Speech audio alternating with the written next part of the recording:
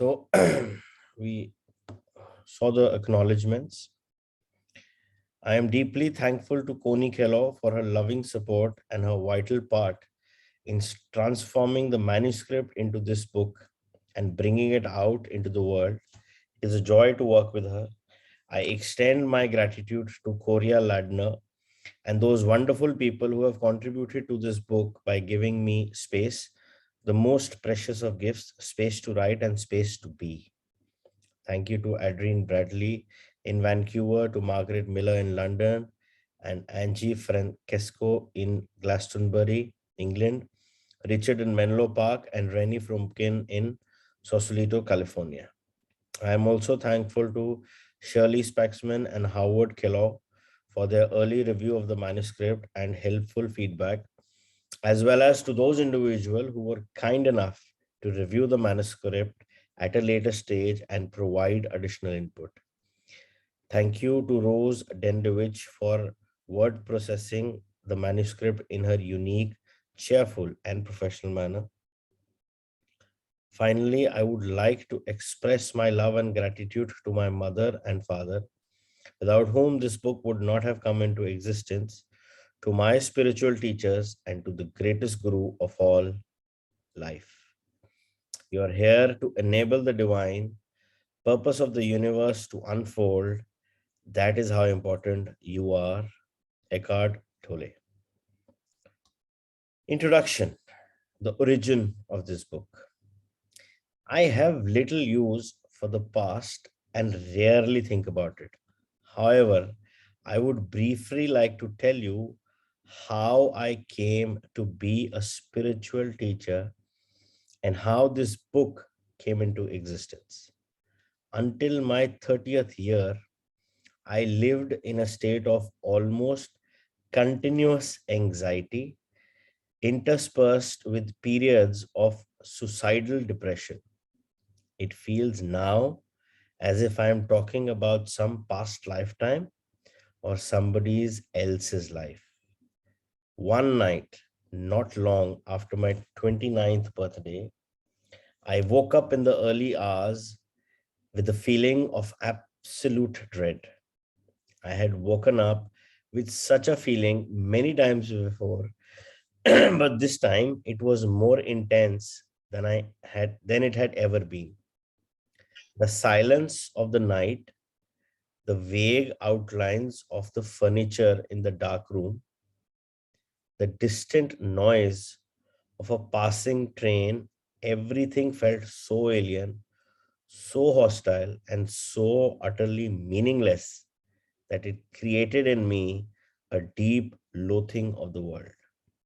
The most loathsome thing of all, however, was my own existence.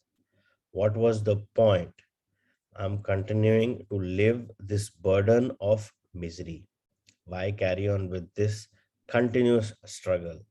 I could feel that a deep longing for annihilation, for non existence, was now becoming much stronger than the instinctive desire to connect, to live.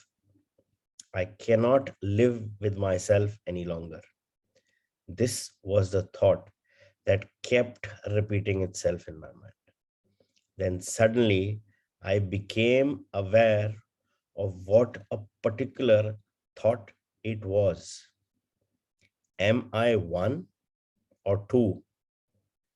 If I cannot live with myself, there must be two of me, the I and the self, that I cannot live with. Maybe I thought only one of them is real.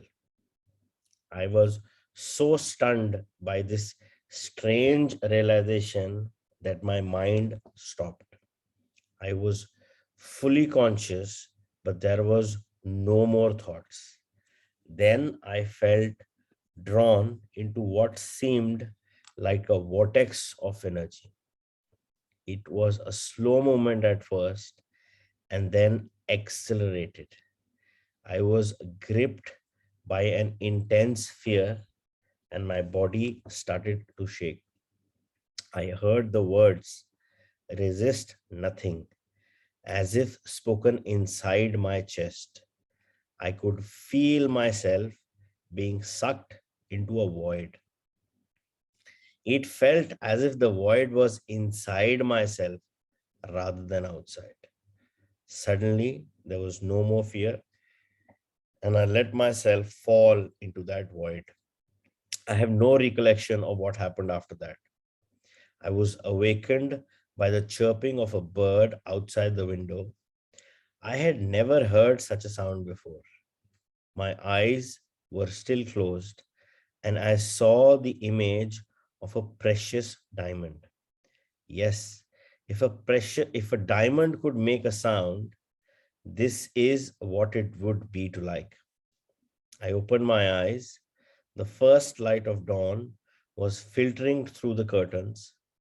Without any thought, I felt I knew that there is infinitely more to light than we realize. The soft luminosity of filtering through the curtains was love itself. Tears came into my eyes. I got up and walked around the room. I recognized the room, and yet I knew that I had never truly seen it before. Everything was fresh and pristine, and as if it had just come into existence. I picked up things, a pencil, an empty bottle, marveling at the beauty and aliveness of it all. That day, I walked around the city in utter amazement at the miracle of life on earth, as if I had just been born into this world. For the next 5 months, I lived in a state of uninterrupted deep peace and bliss. After that, it diminished somewhat in intensity, or perhaps it just seemed to because it became my natural state. I could still function in the world, although I realized that nothing I ever did could possibly add anything to what I already had. I knew, of course, that something profoundly significant had happened to me, but I didn't understand it at all. It wasn't until several years later after I had read spiritual texts and spent time with spiritual teachers, that I realized that what everybody was looking for had already happened to me. I understood that the intense pressure of suffering that night must have forced my consciousness to withdraw from its identification with the happy and deeply fearful self, which is ultimately a fiction of the mind. This withdrawal must have been so complete that this false, suffering self immediately collapsed, just as if a plug had been pulled out of an inflatable toy. What was left then was my true nature as the ever present I am. Consciousness in its pure state prior to identification with form. Later, I also learned to go into that inner timeless and deathless realm that I had originally perceived as a void and remain fully conscious. I dwelt in states of such indescribable bliss and sacredness that even the original experience I just described pales in comparison. A time came for a while I was left with nothing on the physical plane. I had no relationships, no job, no home, no socially defined identity. I spent almost 2 years sitting on park benches in a state of the most intense joy. But even the most beautiful experiences come and go. More fundamental, perhaps, than any experience is the undercurrent of peace that has never left me since then. Sometimes it is very strong, almost palpable, and others can feel it too. At other times, it is somewhere in the background like a distant melody. Later, people would occasionally come up to me and say, I want what you have. Can you give it to me or show me how to get it? And I would say, you have it already. You just can't feel it because your mind is making too much noise.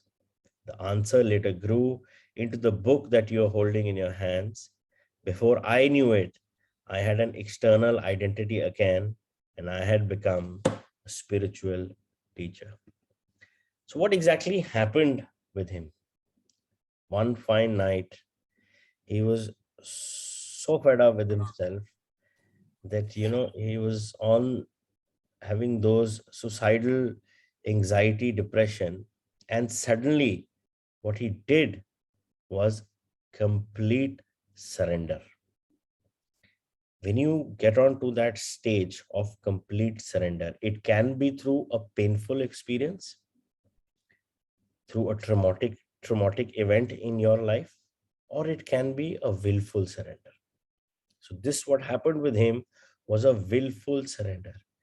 And in that willful surrender, he took that course of journey within. And he said, I went inside that void, inside that darkness. Why is it that that place is not so easily accessible? It's the mind. Now, the mind is a funny guy. He plays a lot of tricks. Now, with its beliefs, the belief system mind का बना हुआ है, एक belief pattern बना हुआ है, एक programming बनी हुई है throughout our growing up. So उसने उस inner sense को, which is there inside of us, layers and layers of programming, layers and layers of belief systems डाले हुए हैं. So when we have to go inside to realize who am I, हम वहां गुम जाते हैं. And that's very natural because वो layers इतनी strong है, इतनी hardcore imbibed है that जब हम एक layer निकालने की कोशिश भी करते हैं ना, this tricky fellow comes in called mind and will tell you something and you will be like, हाँ ठीक है, ठीक बोल रहा है. So he said it very clear. It's just that the mind is making too much noise. Your mind is nothing but a collection of your entire memory patterns, your programming since the time you have been born, and probably in a lot of cases linked with a lot of your past life memories. So उसके कारण से वो इतनी strong layers बने हुए हैं that we are unable to penetrate them, number one, and unable to make it silent. We'll get to next chapters of how, you identify that you are not your mind and everything. But the whole question always is कि हम mind को शांत कैसे करें? That's one question which is there with every spiritual seeker in the first stage. कि यार mind बीच में आ जाता है, mind को शांत कैसे करें? The more you try to make a dialogue with your mind, the more you are giving it importance. That is what it is seeking, was that's the ego in the mind craving attention, and the more it's going to get difficult for you. So that means हम mind को active conversation में नहीं हरा सकते. It's more stronger than us. Not per se, but we have made it because we've been listening to him. So जो बना था as a something to aid us in this journey on the school of earth, we got a mind and we got a body. So there were two things given to us for this experience on school of earth. but the mind has taken over, and we'll gradually get to the body, how the body takes over, with this, with the body memory patterns later on in the book. But coming to the mind को हम active conversation में कभी भी नहीं उलझा सकते. It's more smarter because we've given it so much of power, so much of importance, and it knows each and every memory trigger of ours. So all it needs to do is just get a trigger, and you will get like, हाँ, ये सही बोल रहा है. So what do we do in order to get the mind silent, or in order to silence the sound of the mind? Mind has this one basic notion which he feels that as an individual, as a human being, we feel that we are our mind. So the mind takes advantage of this thought that the human thinks that जो mind में chatterbox चल रहा है वो उसका ही mind, मतलब उसकी ही आवाज है. Now this is the same thing which is to be used in order to get the mind to a lower level of volume. Now, how do we do that? There's a very small exercise we can do. See, everybody has this chatterbox running. Oh, ऐसे हो गया, ये हो गया, ऐसे नहीं आना चाहिए था, oh, इसने ऐसे कर दिया. So there is a constant chatterbox running. That's your mind. Let's be very clear, that's your mind. But who is listening to that mind? You are listening to that mind. Because वो जो conversation वो बोल रहा है, कोई तो सुन रहा है ना. कौन सुन रहा है? That is you. So that is the first sign of disidentification with your mind. अगर हम उसके साथ conversation में लग जाएंगे, that guy is very smart. He will enroll us in this conversation in such a manner that it's very difficult to take over. But now, since we are listening to our mind, so that means there is a conversation between two people, that is you and your mind. So if you make a conscious effort of having this conversation with your mind, okay, mind, I'm listening. Tell me what you want to tell me. Okay. I mean, it's a basic, simple 2-minute, 3-minute daily exercise.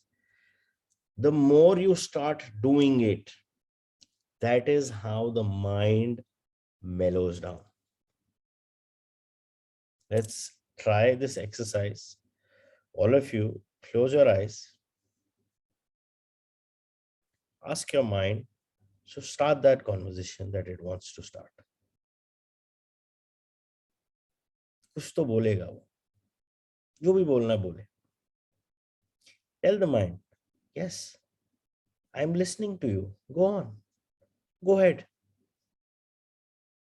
What good excuse have you got today for me? I am willing to listen. Because I have now realized that I am having this conversation with you and you are my mind. And I am a separate identity. I have now realized this, that I am not you. We are two separate identities in the same body. So I can now actually listen to you very clearly. And whatever is it that you want to tell me now, I am willing to listen to you. With this realization, which I have newly found, is that I and you, my mind, are separate identities. I am different, and you, my mind, is different.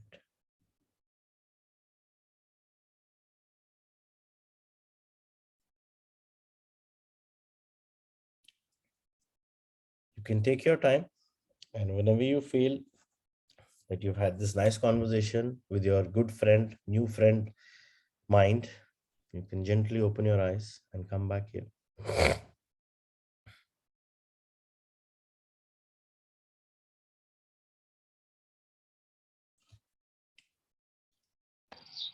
Arjun, I had a question. Uh, Here we're, of course, uh, I've read in the New Earth of Eckhart also that you're to separate yourself from the mind, etc. I understand that fact, but herein we're only assuming that your mind is telling you something negative, that we are trying to distance ourselves from it, and then trying to make sense of it. Why we're assuming that it's evil or it's negative or it's only coming in our way? uh, because we're talking about a constant chatter and then we're trying to filter it. So what I'm understanding from it is that we're considering that our mind is in a negative connotation and then trying to not get affected by it. No, So that's uh, not so exactly. that's what I've understood. Okay. So we have 66,000 thoughts that the mind has. Okay. Two-third are negative. So two-third negative honge, one-third positive honge. We are not trying to judge the mind here. A positive or a negative will only come from judgment. No, we are not judging the mind at all. The whole concept of any journey on spirituality starts with the foundation pillar of dropping judgment the first. Okay. So here we are making it realize that we have now got this new realization that you are my mind and I am different than you. We are two separate identities in the same body. There is no positive, no negative here. We are not judging anything. हम एक realization लेके आ रहे हैं and उस realization से हम mind से एक conscious talk कर रहे हैं. We are not judging. I mean, I have not used the word positive or negative. I said constant chatterbox. जो भी है. See, ego is a major part of your mind, which is attention seeker. That attention seeker can be doing something good. That attention seeker can be doing something bad. It just needs attention. Yeah, how many times if we have a problem and we try to sham our way कि और पता नहीं कितनी चोट लग गई है, ये है वो है, that's just seeking attention. So that's ego. So mind को हम खाली एक realization दे रहे हैं कि हमें ये this has come into our awareness that I am separate and you, my mind, is separate. I am not you. So because जो हमारी एक associations बने हुए हैं ना, I am this, I am Om Manchanda, I am Arjuna Soni, this is my mind, like that. तो जब तक हम एक एक चीज को नेगेटिव मतलब एक एक चीज को उठा के जैसे कहते हैं ना वो the moment we get face to face with it and make it realize कि okay, this is two different people. That's all what we are doing. There's nothing negative, there's nothing positive in it. We are just telling the mind that it's in my awareness now that I know I am not you. You are my mind and I am different than you. It's just a realization. Okay, my understanding was more that uh, when it's your mind, you said that obviously you should, whatever you pay attention to, it grows, right? So, let the thoughts flow and choose which thought you'd like to act upon. That's how you distance yourself from the mind. The chatterbox, if you try and ignore, I don't know how to Can't ignore it. ignore. That's You what I'm can't saying. ignore So, it. See, how do you not give it attention? Is my point. no. You let it flow Okay. and you choose what you want to out of it and act on that, isn't it? See, for example, you are given a tool or anything which was given to you to make your work easier. But during the passage of time, that thing is driving you rather than you driving that thing. That's mind. We need the mind. I'm not saying we cannot do without the mind. Mind and body to hame mile the na to experience this. We are on school of earth. So rather than the mind overtaking us, how to make it work the way we want to. That is the whole journey.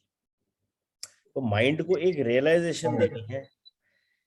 So mind को एक realisation देनी कि भैया हमें ये समझ आ गई, this is in my awareness now, and the mind has been driving us crazy because of lack of this realization that we have been always associating the mind with us, that this is us, this is me. See, mind को हम जीत नहीं सकते, mind को हम शांत नहीं कर सकते, बट हम माइंड को अपने हिसाब से चला सकते हैं. और because we need that cognition that's required. That's why it was given to us. So but how does that work in our favor? It only will work in your favor if you are able to make sure that it does what you want it to do. Mind की जो programming होती है, neuro pathways होते हैं, brain के networks होते हैं, वो क्या है? They are working with the mind. So we need the mind. It's not that we can let go of the mind. No, we need the mind. But we need to make sure that the mind knows that we know, भैया मैं हूं, तू मेरा mind है. You are a part of this journey on School of Earth with me and this body. So those all of you who did this exercise and found something, just continue to do this exercise for 2 to 3 minutes every day. And believe you me, after 21 days, 30 days, you will see that difference. And वो mind को भी पता लग जाता है. He starts getting this realization here. It's like, a lot of people come to you and there are times where you are able to maneuver them the way you want them. But then there are those smart people who actually, get to maneuver you rather than you maneuvering them. That's with the mind. So mind को maneuver करने के लिए उसको एक realization में एक आईना दिखाना है. बस वो अपने आप अपने दायरे में आ जाएगा.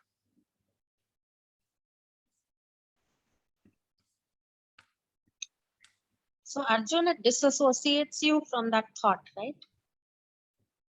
Come again? I'm saying it disassociates you from that thought, Not from exactly. all those thoughts. No. You are associating yourself with those thoughts with a presence of mind, in the sense that you are consciously aware. आप dissociate तो कर ही नहीं रहे हो, आप तो full on head on association कर रहे हो that this is now my realization. So when I'm telling the mind, like I close my mind and I say, I'm not you and you're not me, we are separate. So Yeah. those thoughts you disassociate with the thought in that mind, You're not exactly dissociating, Gunjuti. You are making yourself and you're conveying it to the mind that I am more aware that you are separate, I am separate. So association आपका mind के साथ रहेगा. You cannot dissociate with your mind. It's a part of you. But No, I mean a thought, not mind, but a thought. Yeah. Thought, yes, can be. Thoughts, not mind, yeah. Yeah. So maybe we need to practice more and experience it more. Yeah.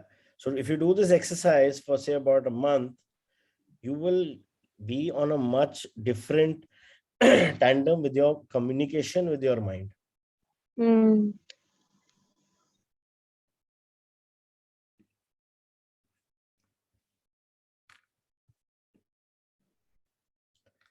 The truth that is within you. This book represents the essence of my work. as far as it can be conveyed in words, with individuals and small groups of spiritual seekers during the past 10 years in Europe and in North America. In deep love and appreciation, I would like to thank all those exceptional people for their courage, their willingness to embrace inner change, thought that kept repeating itself in my mind. Then suddenly I became aware of what a peculiar thought it was. Am I one or two? If I cannot live with myself, there must be two of me, the I and the self, that I cannot live with. Maybe I thought only one of them is real. Their challenging questions and their readiness to listen. This book would not have come into existence without them.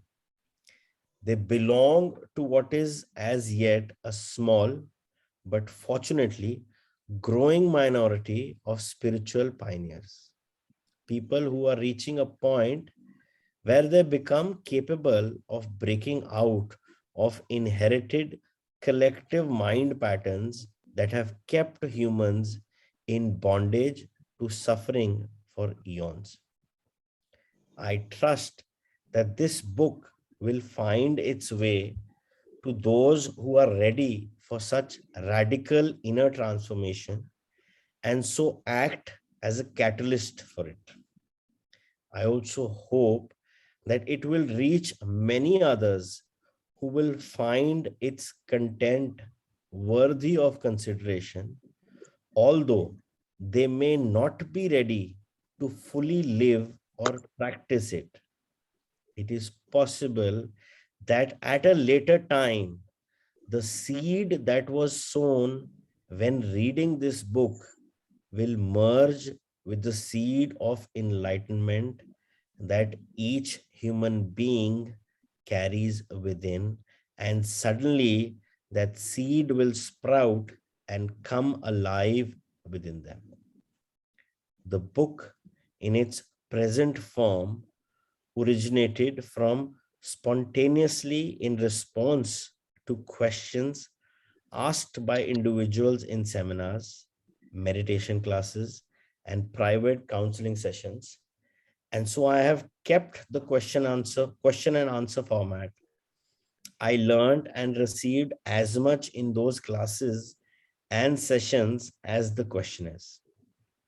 Some of the questions and answers I wrote down almost verbatim.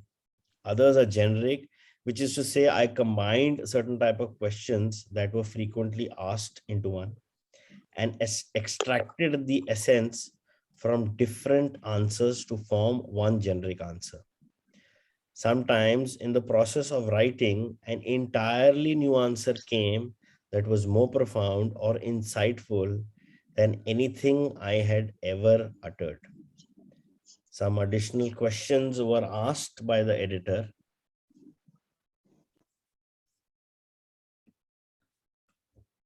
so as to provide further clarification of certain points. You will find that from the first to the last page, the dialogue continuously alternate between two different levels. On one level, I draw your attention to what is false in you. I speak of the nature of human unconsciousness and dysfunction, as well as its most common behavioral manifestations, from conflict in relationships to warfare between tribes or nations. Such knowledge is vital, for unless you learn to recognize the false, as not you, there can be no lasting transformation, and you would always end up being drawn back into illusion or into some form of pain. On this level, I also show you how not to make that which is false in you into a self and into a personal problem. For that is how the false perpetuates itself. On another level, I speak of profound transformation of human consciousness, not as a distant future possibility, but available now, no matter who or where you are. You are shown how to free yourself from enslavement to the mind, enter into this enlightened state of consciousness, and sustain it in everyday life. On this level of the book, the words are not always concerned with information, but often designed to draw you into this new consciousness as you read. Again and again, I endeavor to take you with me into that timeless state of intense conscious presence in the now, so as to give you a taste of enlightenment. Until you are able to experience what I speak of, you may find those passages somewhat repetitive. As soon as you do, however, I believe you will realize that they contain a great deal of spiritual power, and they may become for you the most rewarding parts of the book. Moreover, since every person carries the seed of enlightenment within, I often address myself to the knower in you who dwells behind the thinker, the deeper self that immediately recognizes spiritual truth, resonates with it, and gains strength from it. So, this pattern of the book is a very unique pattern of questions and answers. So whatever questions were there in his, journey, when he was doing it, when he was practicing it himself, or he was teaching, in seminars, or he was doing workshops. So whatever were those questions, उस questions पे इसने इस पूरी book को एक question and answer format में लिखा है. And yes, he's talking about two different levels. One, condemning what is false, getting, mastery over your mind, and then talking about the transformation or the upliftment of the human consciousness inside of us. Yes, I mean, during the book, we'll get into much more detail. So this is just a broad idea of how, the book is laid out. When we get to individual chapters, yes, there will be a lot of more insights to follow. The pause symbol after certain passages is a suggestion that you may want to stop reading for a moment, become still, and feel and experience the truth of what has just been said. There may be other places in the text where you will do this naturally and spontaneously. As you begin reading the book, the meaning of certain words, such as being or presence, may not be entirely clear to you at first. Just read on.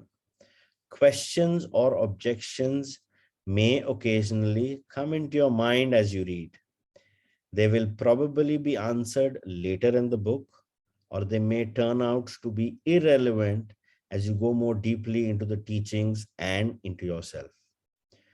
Don't read with the mind only. Watch out for any feeling response as you read and a sense of recognition from deep within.